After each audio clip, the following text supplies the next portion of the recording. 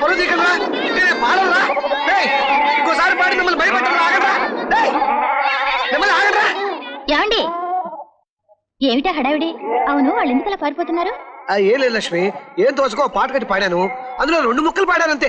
పాపం పిల్లలు దడుచుకుని పారిపోతున్నారు. పాట పాడారా? కచేరీలు చేద్దామనా? అబ్బే అదే లేదు.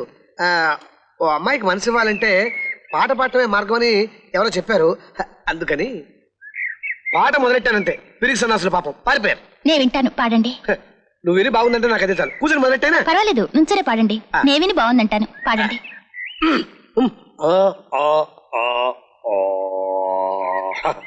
పావురం తెల్ల పావురం బాధగున్నది, చేతిలోకి రాకుండా ఎగురుతున్నది.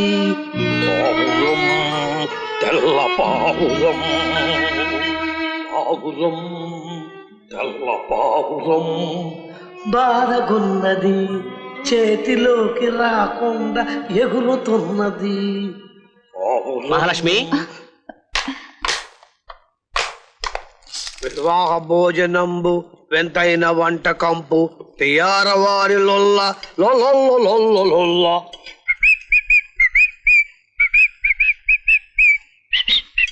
కవిత ఉండు బావా. అక్కడ మీరు వాట్ గోయింగ్? చిన్నడా, నీకు దమ్ముంటే ఇంగ్లీష్ లో జవాబు చెప్పి వస్తాను. ఏడుసాల మొండ, మేమిక్కడ చక్రాలు చుట్టింగు. అది మాడిపోతుంది. బావా, ఈ పిండి వంటలన్నీ ఎందుకు చేస్తున్నారు? ఎందుకేంటి? తింటానికి. రాయ్, నువ్వు నో డిస్టర్బింగ్. కవిత, రేపు అట్లతద్ది. ఆడపిల్లలు పొద్దున్నే లేచి చెరువు గట్టుకెళ్లి ఉయ్యాలోకి ఇవి తింటారు. మీరు తినరా? రేపు నీతో వచ్చి మేము కూడా అక్కడే తింటాంగా. చెరువు గట్టు మీద అసహ్యంగా ఉంటుంది, ఇక్కడ తింటేనే బాగుంటుంది. పోనీ ఇక్కడే తిన్నావు, పని అయిపోతుంది. ఒరే తిండిపోతు కదవా, పండపూట హాయిగా ఏటుగట్టును కూర్చొని తినడానికి ఏర్పాట్లు చేస్తా ఉంటే ఇక్కడ మిగుతానంటావేంటి? ఎర్రి బాగులు సన్నాసి. ఎందుకే అమ్మమ్మా అస్తమానం చిన్నాన్ని పట్టుకుని తిడతావు? నేను తిట్టిన నాణ్ణి కాదురా నిన్ను. అమ్మా కవిత, ఈ పండగ రోజున బావలు మరదళ్ళు చక్కగా ఆడుకుని పాడుకుని ఈ పిండి వంటలు తింటారమ్మా. మరదల పిల్ల తనకిష్టమైన బావని నాకు తలలో పువ్వులు తెచ్చిపెట్టు అని అడుగుతుంది. అప్పుడు ఆ పిల్లోడు పువ్వులు తీసుకొచ్చి ఈ పిల్ల తలలో పెడతాడు. అలా తలలో పువ్వులు పెడితే మొదలష్టపాడా అమ్మా కవిత, సరిగ్గా ఈ పండగ రోజే మీ తాతయ్యని నేను కాలం ఒడ్డును చూశాను. అప్పట్లో నేను మహా అందంగా రబ్బర్ బొమ్మలా ఉండేదాన్ని. అంటే ఆ రోజుల్లో రబ్బర్ బొమ్మలు ఇంత చండాలంగా అసహ్యంగా ఉండేవా అమ్మమ్మ? నోర్మయ్యరా, ఆ రోజు నన్ను మీ తాతయ్య చూసి మోయించి నా ఎంబడి తిరుగుతా ఉంటే నాకు మొగలు రేకులు తెచ్చిపెట్టండి అన్నాను. మొగల పొద దగ్గరికి వెళ్ళి పువ్వు కొయ్యిపోతే పాము గరిచింది. అయ్యో, తాతయ్య చచ్చిపోయాడా? లేదు, పామే చచ్చిపోయింది పాప.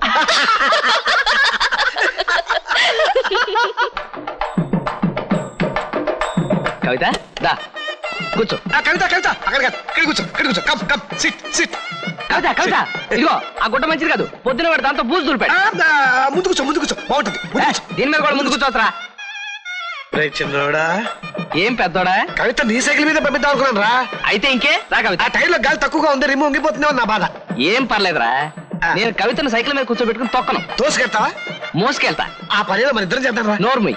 పెద్దోడా చిన్నాడా, ఇంకా కబుర్లతో కాలక్షేపం చేస్తారంట. ఏళైపోయింది, బయలుదేరండి. అది కాదమ్మమ్మా, కవితని ఇక్కడ అని. తిండిపోతు సన్నాసుల్లారా, అన్ని పిండొంట్లు ఇన్ని పళ్ళు తీసుకెళ్తున్నారు. ఇద్దరిలో ఒక్కెదవకైనా ఆ పిల్లకి 4 పువ్వులు తేవాలని తెలవలేదంట. ఒరే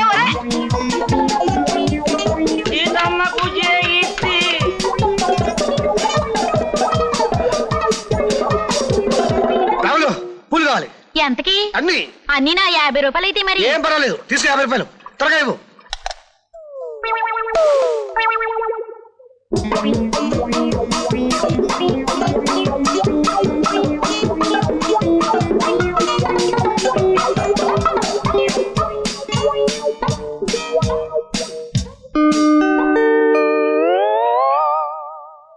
ఏంట్రా పెద్దాడా, దుకాణంలో ఉన్న పూలన్నీ కొనుక్కొచ్చావా? 50 రూపాయలు తగిలేసి కొన్నాను. ఏ లాభం?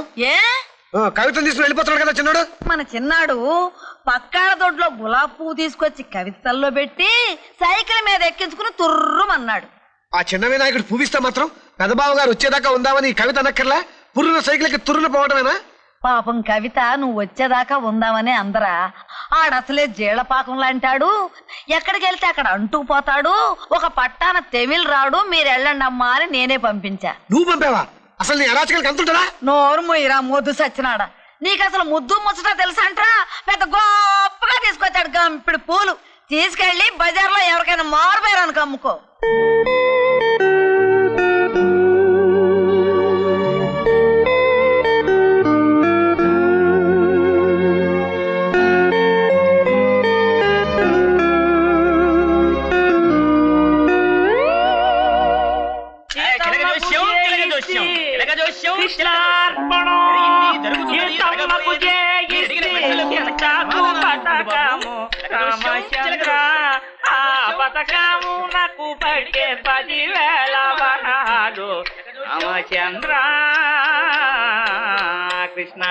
లక్ష్మి,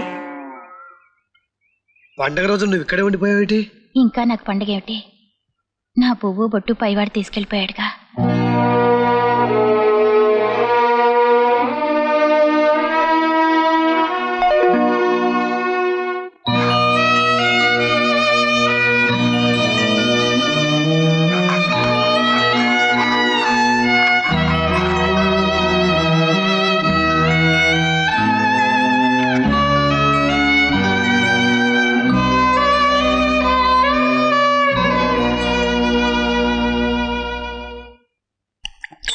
ఏటండి మురళీబాబు ఎమర్జెంట్ గా కబురెట్టేశారు?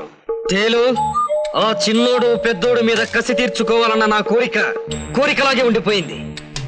ఆ ఇన్స్పెక్టర్ గారు డబ్బు గుంజాడే తప్ప పని మాత్రం చేయలేదు. ఆ సంగతి ఒగ్గియండి, నేనేటి పితలాటకం పెట్టాలో చెప్పియండి. మీరేం చేస్తారో ఎలా చేస్తారో నాకు తెలియదు. వాళ్ళిద్దరూ మాత్రం తక్షణం నలుగురిలో అవమానించబడి జైలు పాలవ్వాలి. జరగవలసిందది. ఈ తేలుకొండంటే అల్లటప్ప కాదు, పాముల నరసమ్మ కజిన్ కొడుకుని ఎర్రజిమ్మేస్తా ఇసం, తిప్పేస్తా చక్రం.